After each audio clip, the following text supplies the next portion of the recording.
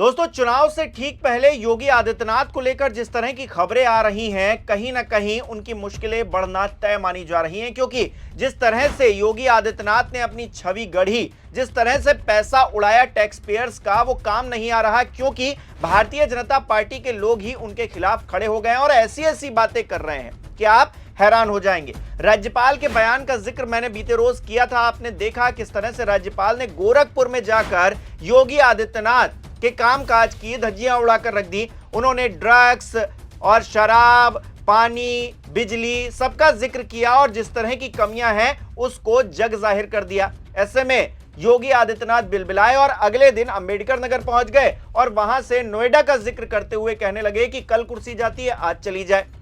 उसके बाद उन्होंने दिल्ली दरबार में हाजिरी भी लगाई। लेकिन इस बीच एक और ऐसी चीज हुई दोस्तों, जिसको हर किसी ने ध्यान तो नहीं दिया, लेकिन वो चीज जो है योगी आदित्यनाथ के लिए कहीं ना कहीं मिर्ची लगाने वाली थी। और वो बहुत बड़े पद पर बैठे हैं, राज्यपाल हैं तेलंगाना के।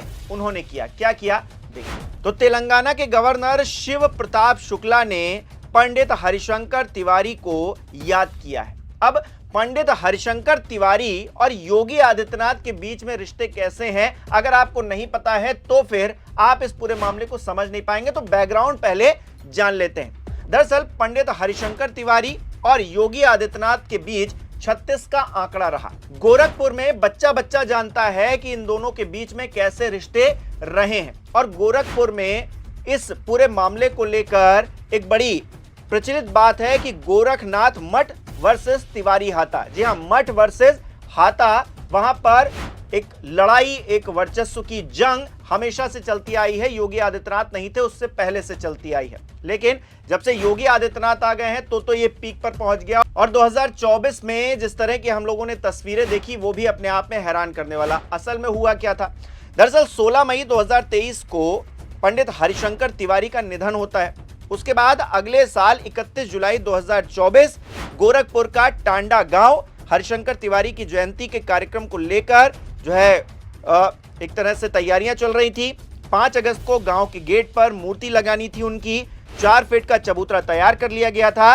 गोरखपुर प्रशासन ने लेकिन वहां आकर बुलडोजर चढ़ा दिया। अब वहां से ब्राह्मण बनाम ठाकुर की लड़ाई और भी ज्यादा तेजी पकड़ती है। पंडित हरिशंकर तिवारी 7 बार के एमएलए रहे। 1985 से लेकर 2007 तक वो लगातार विधायक चुनते रहे।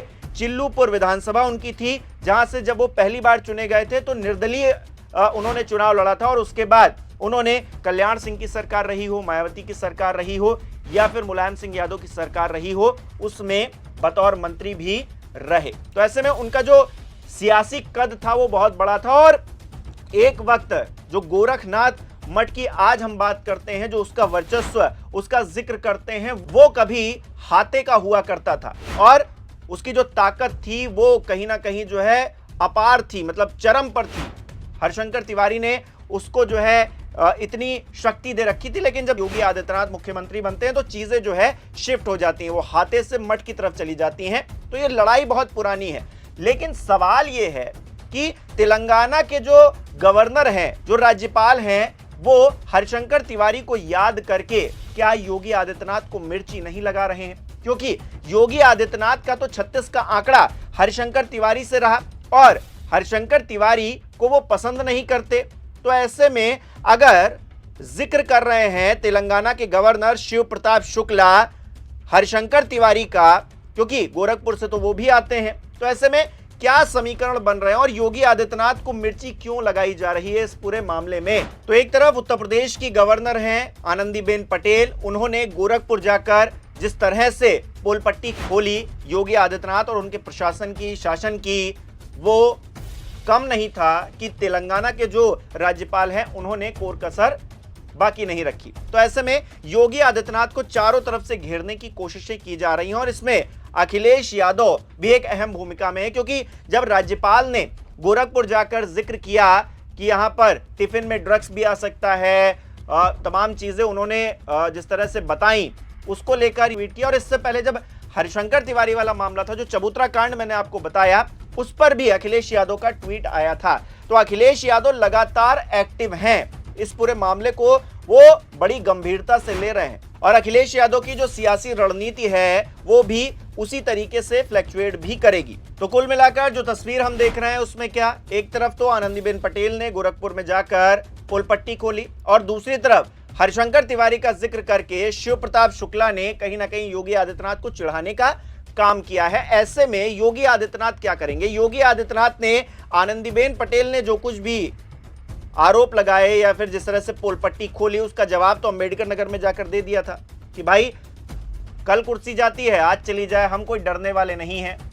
मतलब सियासी तौर पर जो कुछ भी कहा जाता है उसके मायने होते हैं दोस्तों, और डॉट्स को जोड़ा जाता है राजनीति में।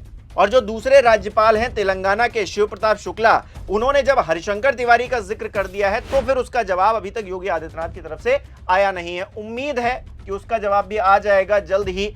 कोई ना कोई रणनीति योगी आदित्यनाथ जरूर बनाएंगे। अब वो प्रत्यक्ष तौर पर होगी या फिर अप्रत्यक्ष तौर पर, ये तो आने वाले वक्त में पता चलेगा। लेकिन योगी आदित्यनाथ को एक राज्यपाल सीधे तौर पर चुनौती दे रहे हैं, पोल पट्टी खोल रहे हैं। जो इमेज पर खर्चा किया गया है, प्रधानमंत्री नरेंद्र मोदी से भी ज्यादा पैसा जो अपनी इमेज बनाने के लिए योगी आदित्यनाथ ने खर्च किया है, टैक्स पेयर्स का ही वो पैसा है, वो कहीं ना कहीं बर्बाद होता हुआ नजर आ रहा है। जिस तरह से राज्यपाल ने पोल पट्टी खोली और गोरखपुर उनके गढ़ में जाकर खोली, और दूसरी तरफ हरिशंकर तिवारी का जिक्र करके उस लड़ाई को याद दिलवा दिया है, जो पुरानी वर्चस्व की लड़ाई, ब्राह्मण बनाम ठाकुर की जो लड़ाई है। और चुनाव से पहले ये सब कुछ होना अपने आप में बहुत ज्यादा दिलचस्प बना रहा है इस पूरे मामले को। राजनीति गर्म है। आप किस तरह से देख रहे हैं इस मामले को, कमेंट करके जरूर बताइएगा। इस वीडियो को लाइक करना, शेयर करना मत भूलिएगा। हमारे चैनल को सब्सक्राइब नहीं किया हो तो वो भी जरूर कीजिएगा। आप हमें सहयोग भी कर सकते हैं ज्वाइन बटन पर क्लिक करके। बहुत बहुत धन्यवाद।